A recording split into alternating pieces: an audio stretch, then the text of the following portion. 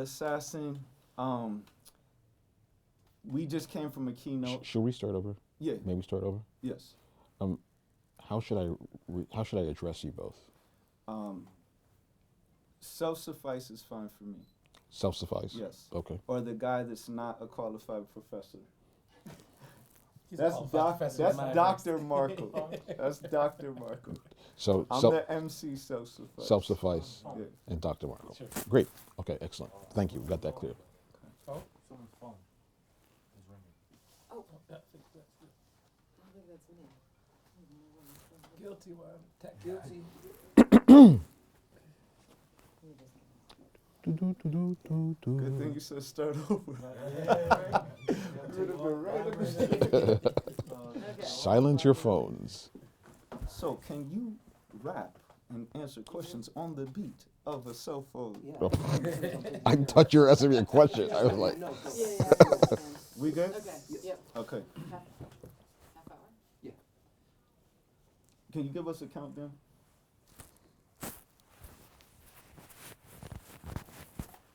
Harry Allen, Media Assassin, it is a pleasure to have you. Thank you for taking the time. self-suffice. Thank you.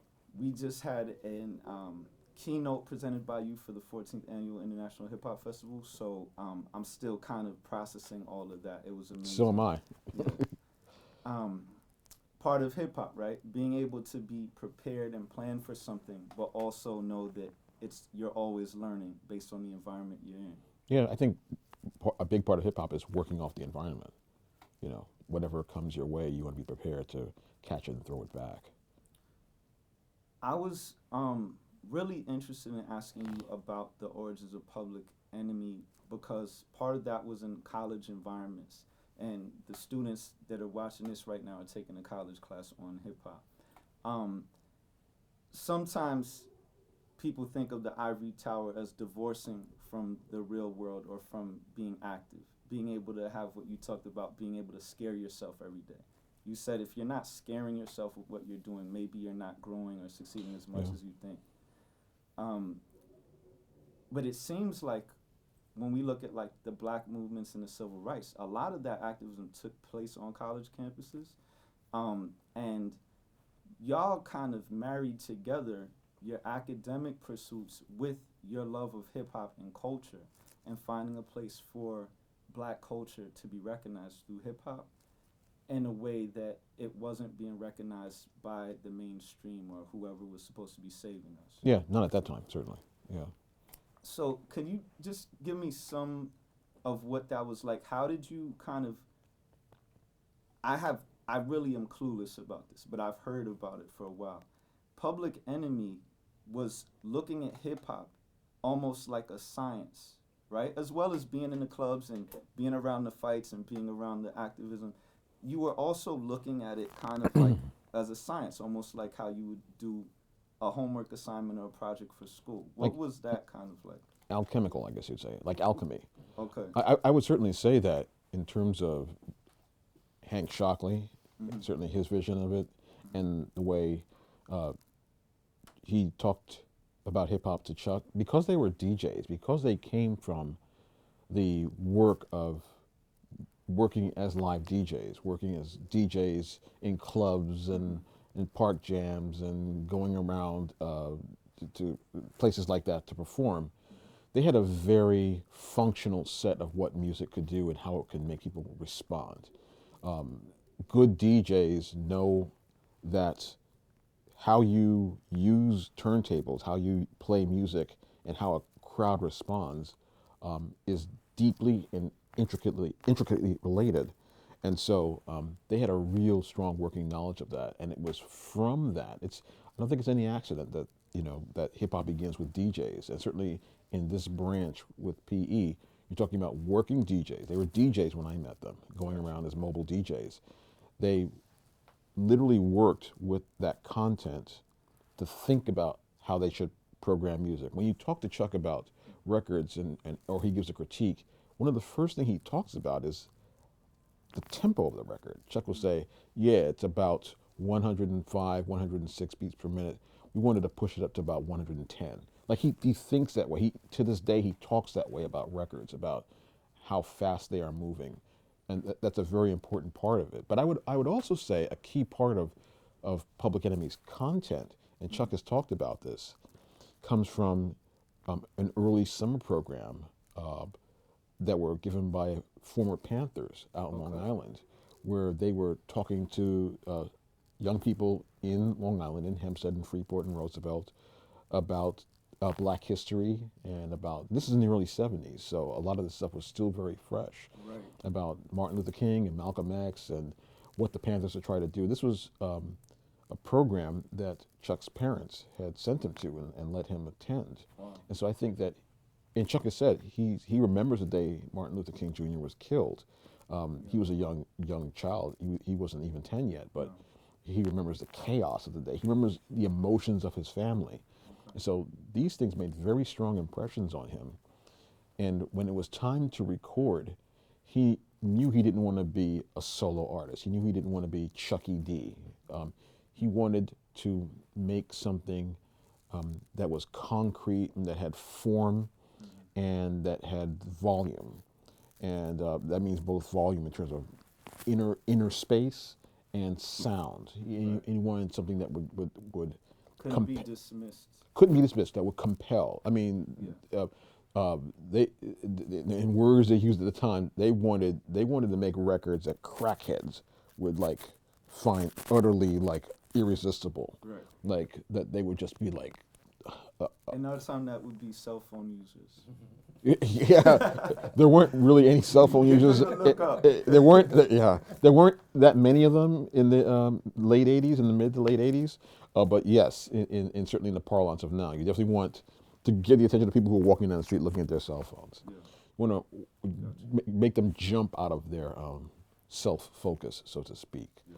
And so that was the goal. That was the goal and the objective, and that So- and it was from these very. And I would also just add as well, Chuck has talked a lot about the effect of the sportscaster Marv Albert, who is a personal hero of Chuck's, Right. on his performance as a vocalist and Albert's way of covering a game and how he used his voice to create excitement and make you hear what you were hearing. And so I think it was a kind of like a polyvalent, really like blend of things that really go into what we later see as Public Enemy. Right. Which takes away from, again, the notion that you just go to college for this and then the real world is there, or you just do music for entertainment. You shouldn't. And you learn somewhere else. You shouldn't. But I like, coming from the previous module, we talked about the Black Arts Movement and the Yes. Black Power Movement. I like that you tied that in because I met Chuck D's mother when I was at an event. My mother was at a SNCC event and his Oh, wow. mother was there. The And, great Judy Ridenour. It was clear that his parents were activists, and Yes. so he wasn't coming into institutions or academic spaces thinking that's theirs. He had the idea from the Panthers that education is activism. So how do we? Don't believe the hype was something that they used to say at his house around the dinner table. Like mom and dad would comment on some story of the day and say, "Don't believe the hype." That's where that comes from, out of his house. Can I jump in? But I think at the same Absolutely, time, Dr. Marco. talking about Adelphi University, is that we're seeing, at least you're capturing the early stuff, because usually we don't see colleges as being these incubation spaces for hip hop until the Yeah. 90s with like, college radio and things like that. But you're bringing it back into the 80s. So college can be a space. One of those spaces that I think gets overlooked. You have the parks, the block party. Oh, but you actually absolutely. have the college space because when you think about it, when you're in college, you do have control of your time. You have this time. Yeah. It's all dependent where you want to put your energies, right? Yeah. You guys were doing something that reminded me of what I was doing in college, doing college radio, doing hip hop stuff, trying to be a hip hop artist in some ways. I had a friend who in his dorm room took out his desk and set up his records and his DJ table and his turntables. And he would just do instrumentals and we'd rhyme over instrumentals, Absolutely. record it, do mixtapes, and spread them and distribute them around campus. Yes. You know what I mean? Absolutely. So it was like a creative moment of like you can put your creative energies in that. So I see that kind of see what Public Enemy using the college as this sort of space to for the craft. Very much so. Yeah. Very much so. It was at another lecture. I was making this presentation, and one of the professors commented on that. It was the first time I really thought about it. That she said, your story is really the story of hip hop developing in college, on the college campus, which is obvious, but for some reason it just had not clicked that way for me, and that's very much the case. It was the college campus that brought us all together. That was the hub of our activities. It was the only reason I was taking pictures, is because I was learning photography at Adelphi, and a lot of what I shot were things that happened up at Adelphi.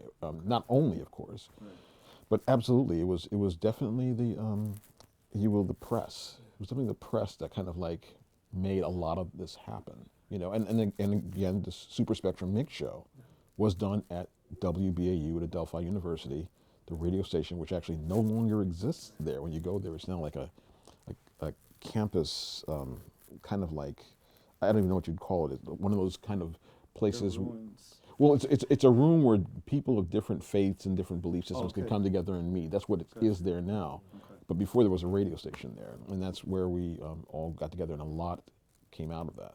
That's kind of deep in itself. This ties into something you mentioned during the keynote, which is that people speak about breaking, you know, the dance style in hip hop. Yes. But you know, people say break dancers, which no one says break dancers in hip hop. B-boying We is say what it's called. B-boying, Right. B-curling, and Yeah. breaking. Yeah. Right? And so you speak to that point. Not only even people who do say that correctly, knowing that it's breaking, but people miss what you mentioned, which is that hip hop, that's representing hip hop as a whole. It's a lot about breaking things.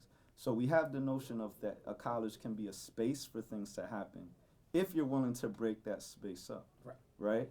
And that's what I want to ask you about in terms of hip hop culture coming out of black culture in general, being kicked out of spaces and punished for using spaces, but at the same time, every time we find a way to innovate, get in spaces, read a book, change the way technology is using, it ends up benefiting the world. Right. Someone else usually takes the credit for it.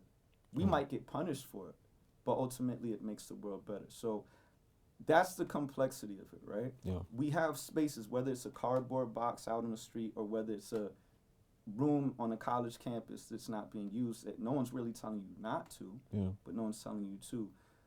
What is it that we can learn today from hip hop culture about using spaces in a way that we haven't been told to use them, and that we're not getting paid to use them, and that we might even being told not to use them in a way other than we have been prescribed to use them? It may echo something that I said also during the keynote, but I think if you take the entire history of hip hop and you think about it, like it's really an argument for self-confidence. Like it's an incredible argument for one to believe in oneself and to go with one's gut.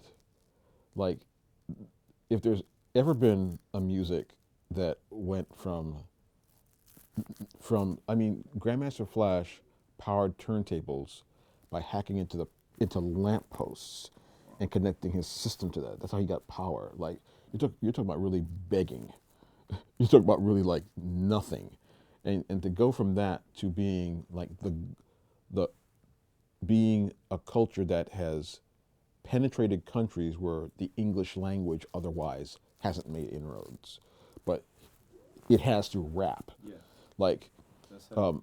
that's incredibly heavy. Like, and again, I will never let the people who said this stop remembering that they said this. This was supposed to fail. It was, fad. it was not, it was a fad that was going to go away. It was not even debated. It was a given. So continuing on that, is you know, there's 4 elements that started, went to 5. Dougie Fresh, shout out beatboxing, knowledge, KRS. There's 10 elements now, right? But can we say? And I that- don't agree with that argument, Okay. but I hear people saying that. Yeah, I'm not a fan of that.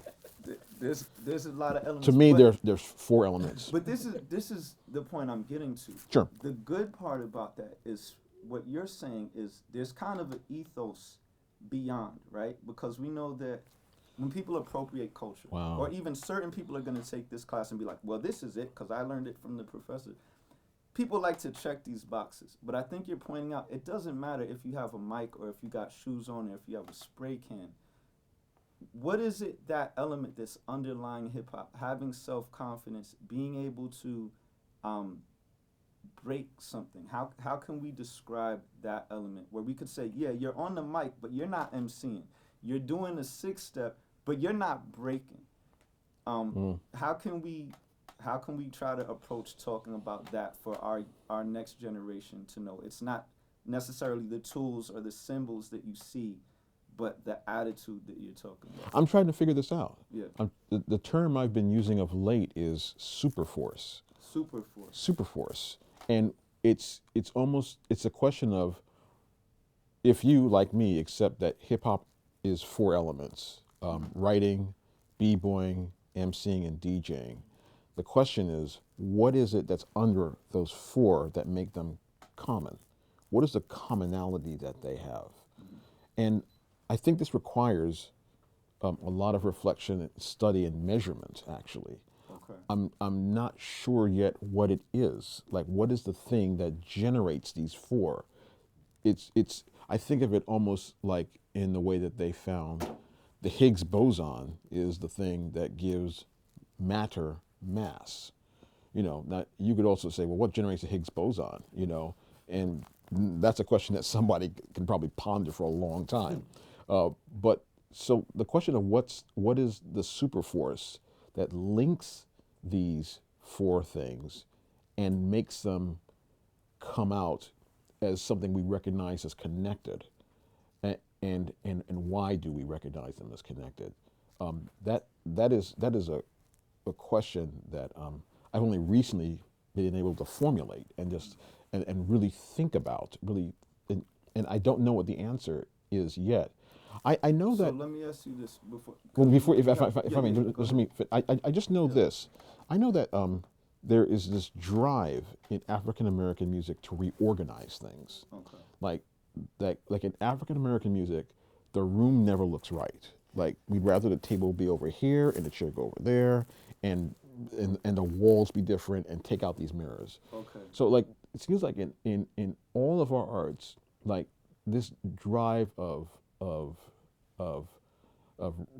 reorganizing the content, whether it's in jazz or soul or in gospel or whatever it is. Hip hop certainly, like, that Jazz, drive there's to, a lot of taking motifs from popular music and redoing them. yeah, like switching things, like just like really, Sampling in hip hop. yeah, like never leave that the way it is. No, don't, good, left alone is not good enough.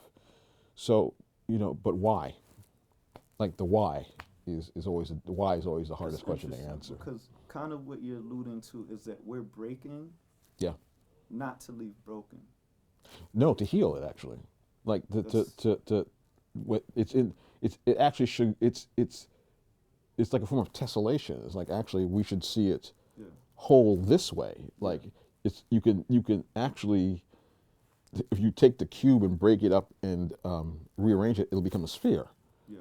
And if you take the pyramid and rearrange it, it'll become, So a rhomboid or something like that. And even I don't want to shift it too much Sure. away, but this concept of breaking things, and I want to kind of bring this back to the origins of hip hop, historically speaking. When you're Right. talking about authorities, so you have the Yes. South Bronx, right, and you're talking about authorities are responding to this phenomenon that's happening with the graffiti, the claiming of urban space, right, Right. without asking, right. Right. But then you also had the police and the mayor saying, using the broken window theory, Right. window theory, right? Right. If we don't stop this now, what they're doing is criminal. And if we don't Right. stop it now, it's going to get worse. They're going to turn into Right. murderers, things like that. Can you paint a picture of kind of, when we're going back to the origins, paint a picture of New York City, South Bronx, 70s, and just kind of what it was like socially, politically, economically? How would you kind of tell our students of, like, because a lot of New York City now, and if you try to tell them, this is not the New York City of 50 years ago, in astronomical ways that's different, right? Yeah. So I was hoping you can just paint a brief picture of what are kind of like 3 points that people should know about the city, about South Bronx, in the 70s. So I think probably one of the best films you can look at to kind of get a sense of it is the film starring Kurt Russell, Escape from New York. If you can imagine that film with the lights on, like that's kind of like the spirit New York had. It was this in this film, New York has been turned into a maximum security prison. Um, it never was, but it takes place. And it takes place in 1997, I believe. And I think that that idea, like of a New York completely gone to rot or on its way there, was kind of like the spirit of the times. Anyone who talks about this era inevitably cites the Daily News cover uh, where refusing aid to the city, President Ford was cited as saying, "Ford to New York, drop dead." This was like the kind of like the summation of that moment. Like this was a time when landlords were setting their properties in the Bronx on fire because they could make Right. more money that way just getting the insurance than they were servicing them or giving them upkeep. So it was really in New York in the mid '70s, around the time hip hop is developing. It was it was a question as to whether this city would survive. Actually, would it survive? I think in many ways it might be akin to the way Detroit has been seen, except Detroit is most currently seen as a place that can be repatriated and brought back to life. New York had no such goodwill surrounding it. New York was seen as a place that was on its way out, and I think maybe it was only in a time in an era where there was so little upkeep and care, and people were so despondent that hip hop could have actually been born. Maybe if people had been watching the city more tightly, more carefully, Right. they wouldn't have tolerated Flash hooking into Right. the lamppost to get power. It Right. would have been too precious a thing for. People having the attitude of self-confidence where I can make a way out of no way, and people kind of having enough space to follow through with that more than usual. Well, I think also there's the fact that when things get bad for white people, like non-white people are already there waiting for them. Right. Like it's like as you slide down, we'll be down here waiting for you to Right. really hit rock bottom. Yeah. So it was rock bottom for the non-white populations of the Bronx and other boroughs, but it had always been bad for us. Right. You know, we were the victims of Robert Moses' vision of the ideal city. You know, he shoved people out of their homes and leveled them for huge parkways. So it was really just kind of like the continuation and the refinement of something that had always been part and parcel of how New York had worked for us. So you just made a really important point that I want to clarify, which is like this idea of continuation and refinement, this idea of things being broken and we're breaking them not to leave them broken but to fix them, Yes. which is To make them work contextualized better. in what people of color were going to and poor people were going through. Maybe what we're saying in hip hop is these things that we're broken are already broken. We're not breaking them. We're looking at things that you think are fine because we're suffering from the breakages, but you're not. And so we're breaking things that appear to be okay. Like it's okay for you to burn this apartment building down, but this is our family. So you're talking about insurance money and getting a payday. You're talking about you might have killed my cousin or something like that, right? Or we're on the street. So this idea of saying, like Tupac said, thug life, right? But what he was saying is that we're seen as thugs, Right. right? And people don't go into that enough. He was saying we're seen as thugs. So I'm just claiming that that's how we're seen. Right. I can handle whatever you throw at me. And so I guess that's this idea of breaking in hip hop. It's saying we're showing you that what you think is nice is not nice.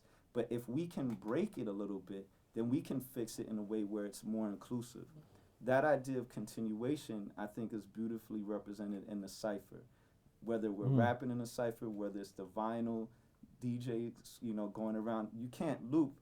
You can't make a loop unless you can catch the record coming around again in that Right. spot. And then, of course, the dancing. There'll be a battle at the festival. There's going to be a big cipher. And the more people that come doesn't mean more people in the back. It means the cipher expands more. Right. So going into Interesting. to the next point, and then we only have like a couple more questions. Thank you Sure. so much. Thank you Oh, so it's my much. pleasure. Thanks for taking the Um, time to ask. But going into this next point, as something that was broken, which is the way of dealing disproportionate punishments to people of color, the way of where it had to come to such an extreme level with Martin Luther King showing that, you know, people in the South would beat up children and women Yes. out of their racism, right? Yes. Coming out of that extreme, and then some of the hip hop generation, like Chuck D, some of us seeing our parents go through that, and even the nonviolent stuff, saying, I don't just want education and a right to vote. I don't just want to show that I'm human too and peaceful and you give me rights. I'm mad that y'all keep beating up my parents when they doing all this peaceful stuff and voting and trying to get legal access, right? But out of that, we had the gang culture, which says is going to ask another question about. But then we also had this moment of extreme trying to be peaceful and trying to say we're human, we are men, we are women. And then this moment of saying, well, we're going to do some gangster stuff then. You know what I mean? We don't want to be peaceful. You have hip hop kind of finding a middle ground, and I think Public Enemy is a big part of that. Can you talk about that alternative way of saying, we're going to battle each other, we're going to dance, we're going to use a creative energy not to be PC, not to be politically correct, to be aggressive, to show competition, but to do it in a way where, unlike usual, where the system's made where when I fight back, I stab my brother or sister or another oppressed person. What is this thing that hip hop figured out to do where we're gonna use that same aggression, but you're not gonna use it to make me kill my brother. We're gonna use it to create some kind of art or cipher out of it. Yeah, I think that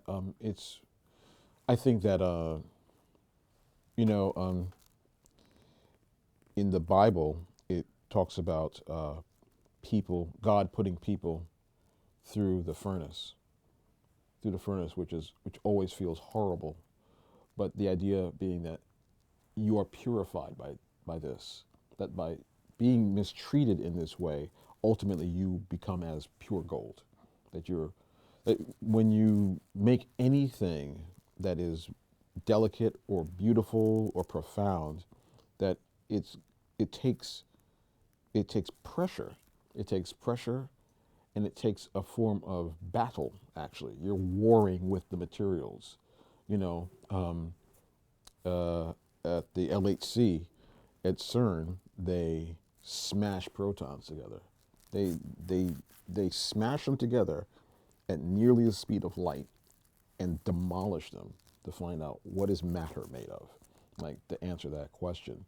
And I think in a similar sense that it's through, in hip hop, it's through that competition is the finishing school.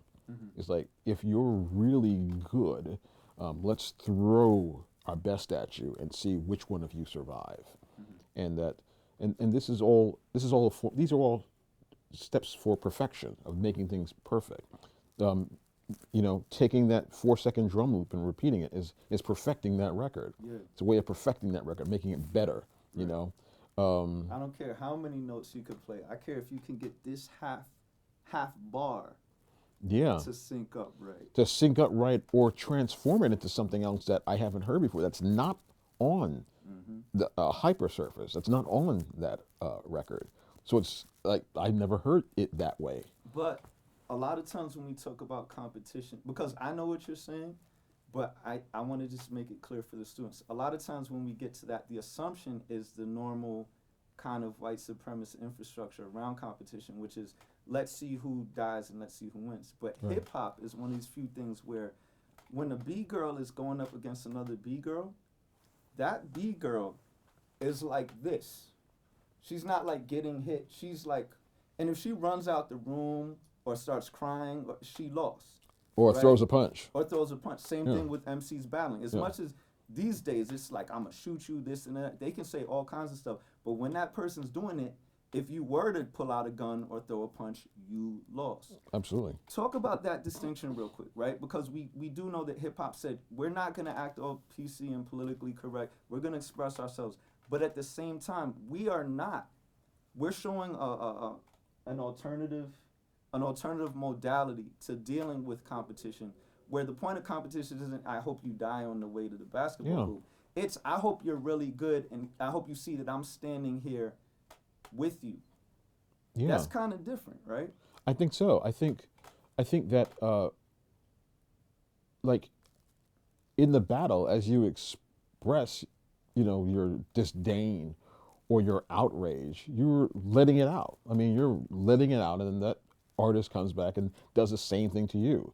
And if you're both really good, you're going to recognize the artistry in each other, and at the end, you're going to give each other a pound because like you brought it, you both brought it. That it's like in the one of the things I realized very early, or maybe a little too late, about Jesse Jackson's presidential campaign was that it was really hard for white people to hear him as anything but yelling at them.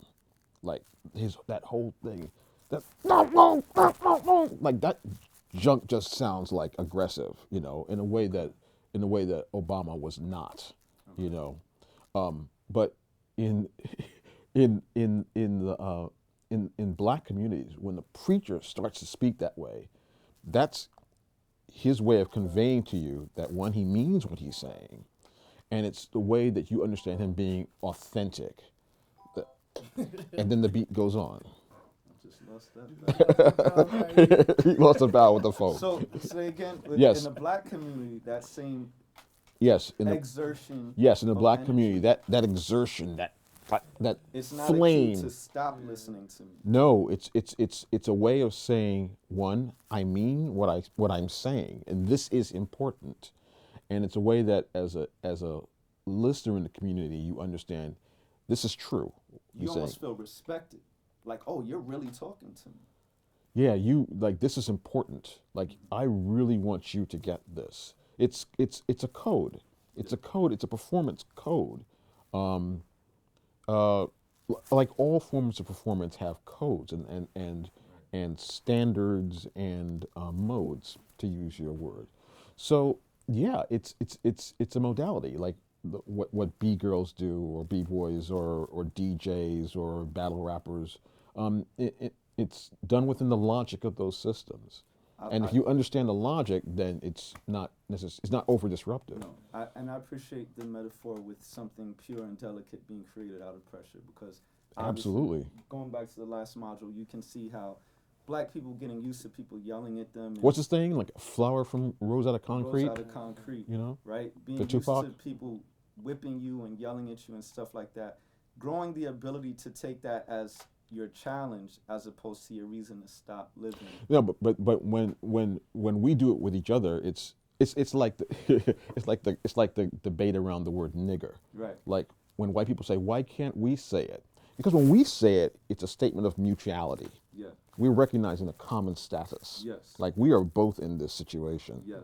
Like when white people use it, it's You every are the situation. yeah, it's all the problems. Right. It's all the problems that made that word come out of the ether. Right. So it's like everything just got really, really ugly. Yeah.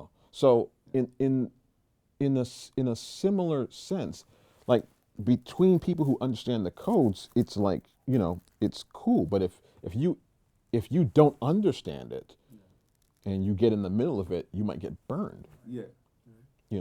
You said it perfectly. Can Just you to mention close another it- point yeah, about the games? Yes, me to close out. We see hip hop coming out of a social political movement, black-led social political movement of the '60s that had enormous implications, right? Right. And for- ramifications. And ramifications, Yeah. and even the hip hop scene coming out of in the early '70s is actually, in some ways, a response to the destroying of that movement by Yes. authorities, right? COINTELPRO, people are being put in jail, assassinated, all these sort of things. And where Streets the being youth- flooded and with streets being drugs, flooded with drugs, Vietnam. The Vietnam move War, bombing, yeah. dropping the Right. bomb. Like Absolutely. A little later, certainly, but yes, absolutely. absolutely. Yeah. All of all yeah. of that those types of oppressive forces, and young people are responding in various ways, right? And one of the ways is forming gangs, Yes. right? And so people have a lot of different stereotypes when you think about it, about gangs and this idea of young people coming together in family type units, right? Right. But I just again want to think about the origins, because people will say you can't talk about hip hop without talking about gang culture in the '70s. And I'm wondering if I think you could, that's true. I think it's mostly true Yeah. because one of the founders of hip hop culture, Afrika Bambaataa, comes very directly out of Right. gang culture as the founder of the Black Spades, and that gang culture was that film, The Warriors. It was fiction. It was hyperbole, It resonated. but it resonated. It wasn't like they just drew that out of nothing. Like that came out of somebody's sleeve. That was like relevant. It was fantastical. I understand it was actually based on the Iliad. Yeah.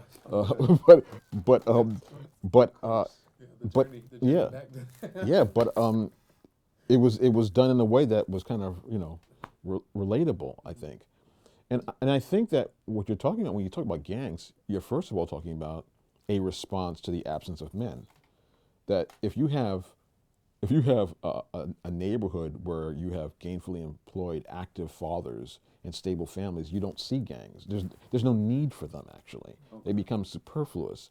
It's in contexts where boys grow up, don't have fathers, and don't know how to become men, that they start looking to other boys for answers. It's amazing when you go back and you look at those pictures of the gangs, you realize how young these guys were. young. They were like teenagers and pre-teenagers, actually. These were just kids right. who were trying to figure out. And I don't think that That point is often missed. That's a it is really often important missed. point. It is often missed. And I think when you talk to the guys who lived through it and who are alive now, who are usually in their 60s or more, they'll tell you we didn't know what we were doing. We were just trying to protect ourselves, stay alive, buddy up so we wouldn't get killed or beat up, and most of it, I was doing an interview with, and you'll forgive me, I know his name, but he did the great book on subway art, on subway art. Chalfant? Henry Chalfant, right, exactly. And I was interviewing him for my show Nonfiction on WBAI a number of years ago. And he commented on the fact that when they get to about 14, 15, or 16, boys want to do something hard and achieve it. Boys want to do something difficult and achieve it, and it almost doesn't matter what it is, as long as it will be truly hard. It will improve their status among their peers. They'll do it, and it doesn't even matter how crazy it is. Right. That's why in the summertime you have all those guys daring each other to do something that's later going to make their mother scream and take them to the hospital. And they'll be like, "What was I thinking?" Later on, If they live long if they live long enough, exactly. And in one case, you get the whole movement of writers coming out of that. People who are gonna jump into train yards, evade the police, go underground to paint cars. Like, when you think about like the chutzpah it takes actually to do this stuff. And so I think that with gangs, you're seeing the same thing. You're seeing boys who want to be men, want to be seen as men, and who don't have men to tell them, this is what a man is and this is what a man does. But the guy who's 2 years older than him, he looks up to that guy. And anything that 17-year-old guy tells him, he's going to listen to, even though it's nonsense. And it's very interesting when particularly Koch was killing the trains and the graffiti, right, and was getting off the trains, you had a split in the community where they're like, I'm doing it for the art, so I can do it on a side of a store. Yeah, others were like, I like the mission.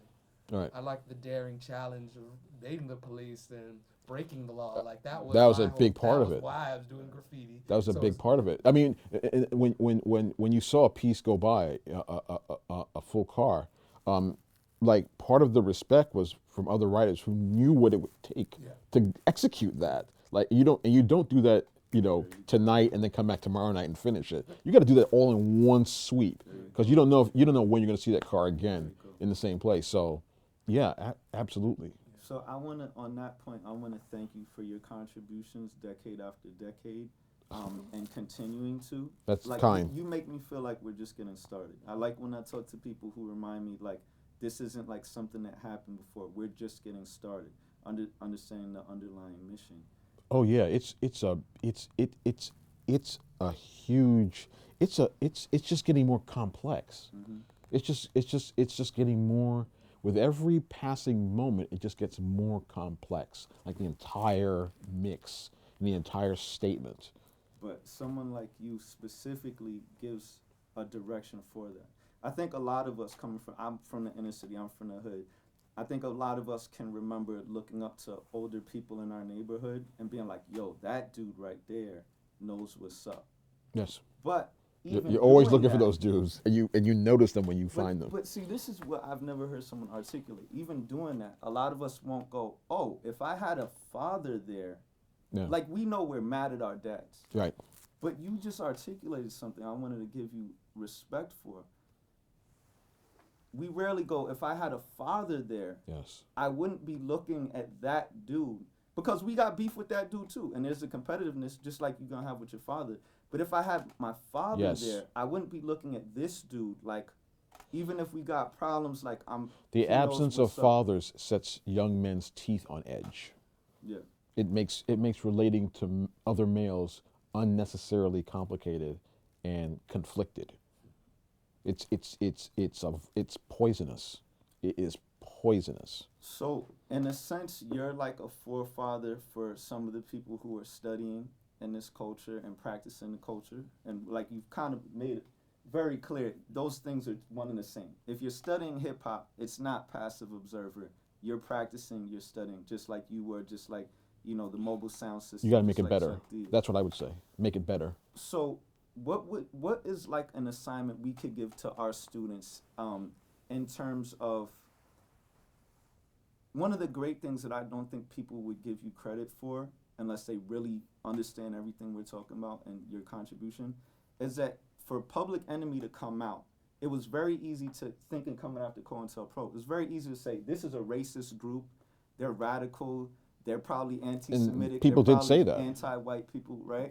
They said all those things. For you to come out as a journalist, not Yeah. just as an MC, not just as a DJ, but to come out and say, I'm valid as a black man who's going to be a journalist. Right. I'm not just criticizing journalists. You took a space as a journalist and said, compare your perspective of saying this is racist to me breaking down what this is a response to and what they're talking about, and then tell me if it's racist. It was Chuck's genius. It was Chuck's genius to say, I need to put a journalist in the group. Like I need to put that kind of person Yeah. in my orbit. Yeah. A person who knows the culture, who lives the culture, and who writes about the culture to repel what was coming at Right. us. I thought to it was repel in a hip hop sense. Yeah, Not it was just his being genius. defensive about it, but actually Oh, showing an alternative. absolutely never being you defensive, You yeah. put out your article. Yeah. Now watch this article. Right. How come you didn't talk about what This you were and saying this I and was this racist? and this and this. Yeah. So, if you can, for our students. Chuck is a master of synthesis. But you too. I want to give you both credit. Well, in that, to God right? be the glory. yeah. To God be the glory. So, what can you give us an assignment as students of hip hop to say, look at the way something is being interpreted, and what can our students do to reinterpret? Should they look for a news article? Should they look for something they heard in class? Should they look for a debate? And how can they respond to it, not just in a defensive way where they're putting someone down, but what you did, which is what would be 2 or 3 steps to take something and reinterpret it and put it back out in a way where what has been missed is seen? So, I really resented the term gangster rap when it originated. It was first. It was a diss. It was created by Robert Hilburn, who was a L.A. Times music writer and the chief music writer at the time. He was the first to use the term gangster rap in print, and it was gangster rap, Right. and became gangsta as I guess. We broke it. Well, We broke or, it to fix it. or more that as writers tried to make it look or sound kind of something that like emulates Yeah. the Authentic. the propensities of black speech. So I always said that that in all cultures you will find music where people talk about the praise of allies, the destruction of enemies, the how compelling women are and how compelling one is to women. That in One man.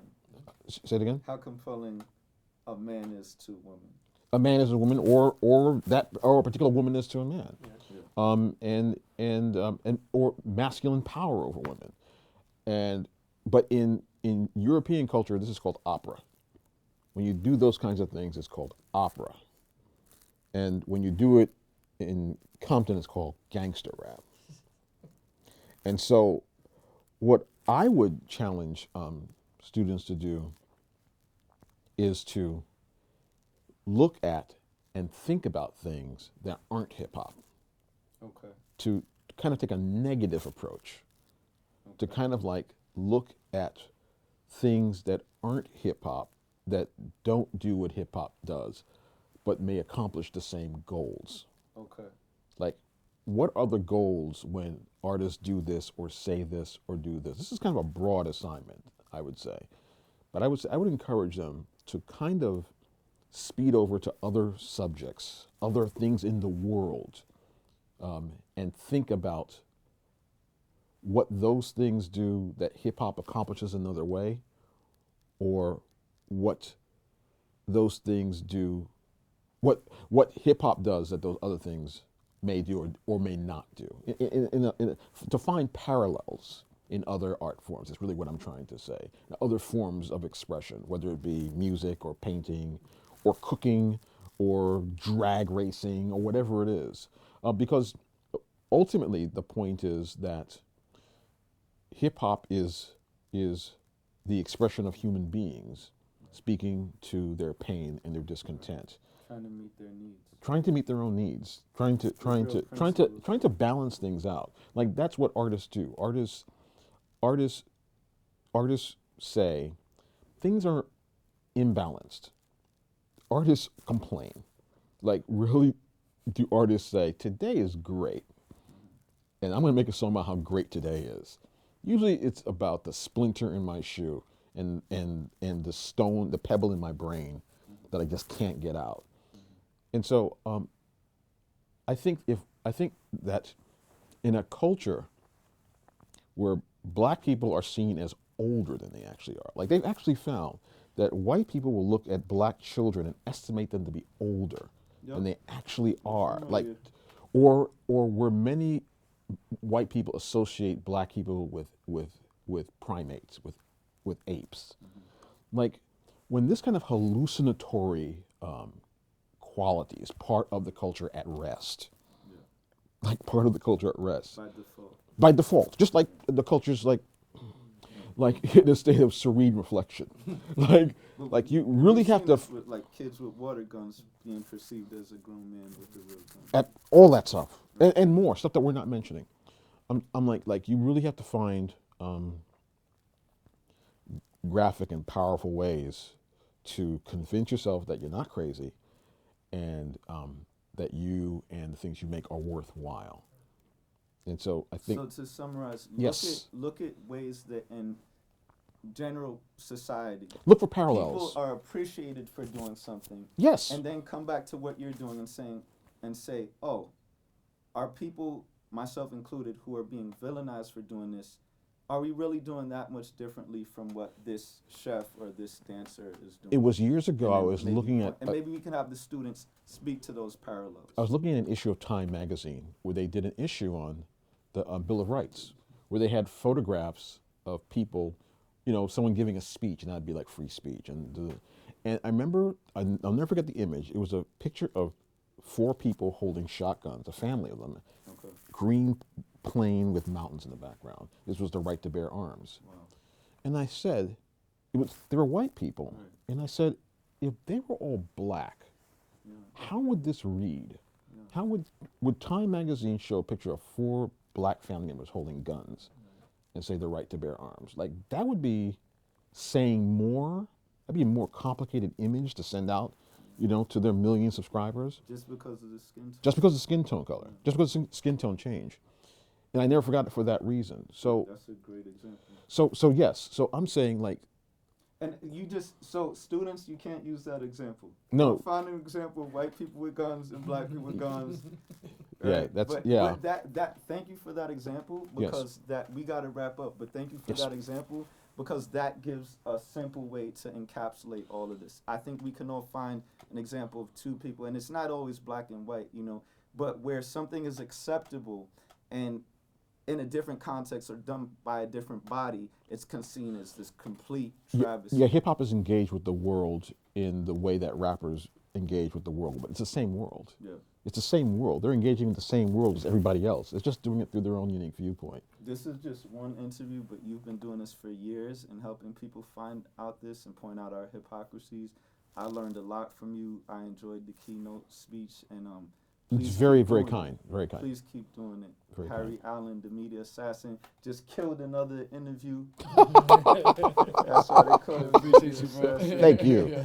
Thanks. Thank you for asking. No doubt. Thank you, brother. God bless. That was great. Oh, I forgot to press record.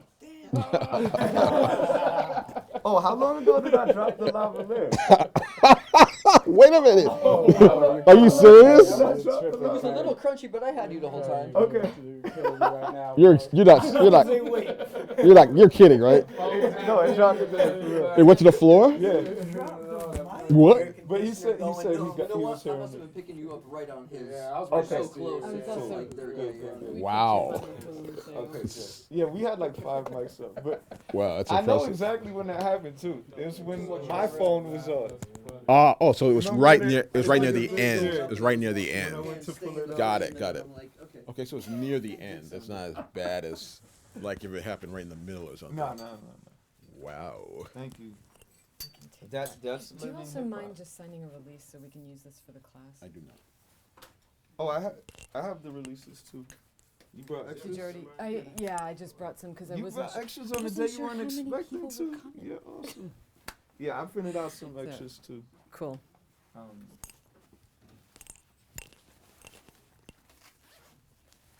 And then